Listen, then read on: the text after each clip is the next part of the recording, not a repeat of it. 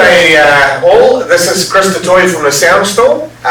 Today I thought I would run you through a couple of the things that we like to do within the Soundstore as part of our installations. One of the biggest questions we get asked is how to simplify things and make it a lot easier. Yes, we've got systems like Control4 that can put massive amount of remotes all into one interface and all that sort of thing. Can spend a lot of money. I'm quite against that way of doing it. For me, I want nice, simple solutions that you can go and get off the shelf nice and easily. So most people, what they have in their lounge, they would have their TV, they would have a Sky decoder that's more than likely in one location, or it's modulated to go to 2 or 3 different locations in the house, with a very complicated infrared system that the eyes normally fall off the TVs, etc. And then you've got your sound systems or your multi-room audio systems that you're trying to interface to it. You've got multiple different TVs, that's different ages, different smarts within the TVs.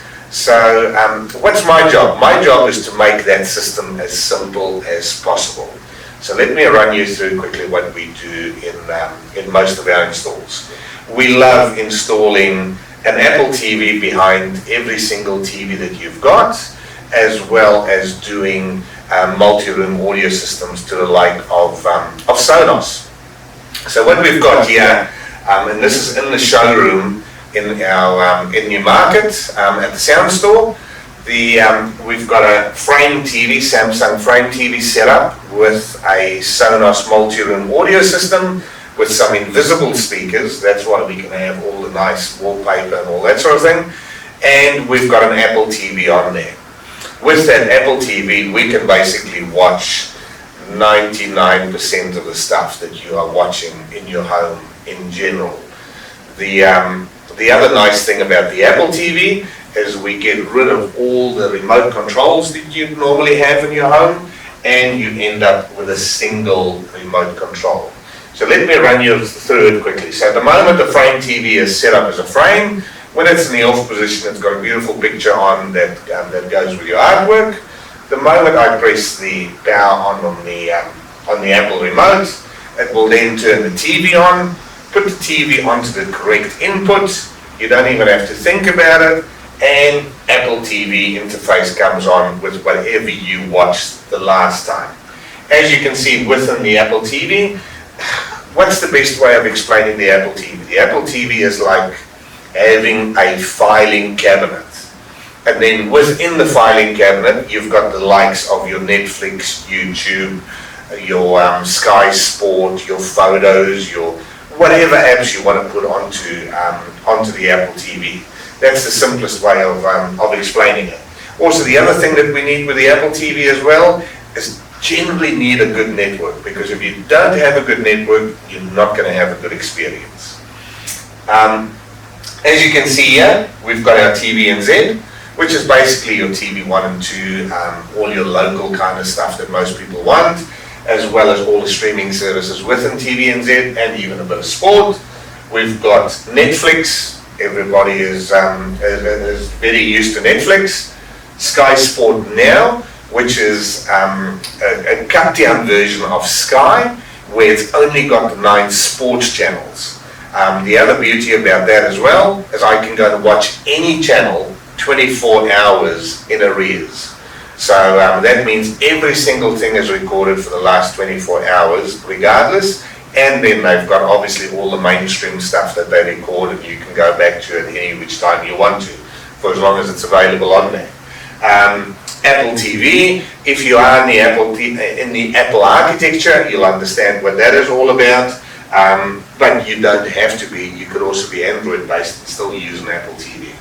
YouTube, great for so many things, and a lot of people just do not understand the value out of YouTube. It is just massive what you can get out of YouTube. In our case, we've got obviously a lot of the other stuff. We've got our Spotify and Neon and Prime Video and Disney and some of the older stuff. So many apps and everything else available on it. but we're just going to concentrate on how easy it is to use within the interface. So generally, if I wanted to say go to YouTube, I would go and click on YouTube, and then I would have to go into, let's actually bring the main menu up. I would generally have to go into search, and now I would have to go and type in, let's go and search something about golf, and it's G and O and L and F. I'm already tired, I'm already fed up. I've lost the interest. So the other way that we can go and do it is the more simpler way, the way that I try and explain to everybody. There's normally 2 rules that I would give everybody in terms of the technology that we install. It's only 2 things that I'm going to teach you. Number 1 is I want to see you have a bit of patience. It's a new system, it's a new user interface. Have a bit of patience and slow down. Number 2 is RTFS. For the people that can't understand my accent, R for read, T for the, F for freaking, and S for screen. So if you've got patience, you're going to read the screen. If you don't have patience, you're not going to read the screen, and you're always going to be ringing me or sending me a comment to say it doesn't work. Just those 2 rules is very important, because the one thing that we know about everything that's app-based is it is going to change. So what I can teach you today might not be the same tomorrow. If the app changes, might change the menus, everything changes, then I'm the guilty one. If I go and look at the screen very quickly, I'm in the search function, I'm on my keyboard, and it says on the top right, hold the microphone button to dictate the search. Now I can go and say, Rugby World Cup Champions 1995 Ellis Park.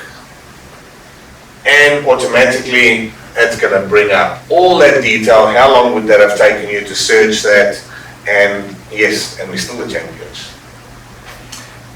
If I want to go away from YouTube, as long as I'm not on the keyboard, if I just come down from the keyboard, if I now use the microphone button, you're going to see Siri come up in the bottom right hand corner. So I'm going to use Siri now to go for me to Netflix without having to press any other kind of buttons and going through an elaborate way of getting there. Go to Netflix. Siri will then automatically go to Netflix, to whoever was last signed in, etc., etc. If I want to go and search for something, same thing again, hold the microphone button and go 6 Underground. So nice and easy, nice and simple, lots of things that I've done, and I've only used 1 remote. If you need help with your system at all, if you want to simplify it in the way that we do it, do not hesitate to call us. Flick us a little comment down at the bottom. If you are very far and remote, we work all over New Zealand, but it's and most things can also get sorted out with a phone call, a couple of questions, or even in the comments. So like the page, and look forward to seeing you again. Thank you.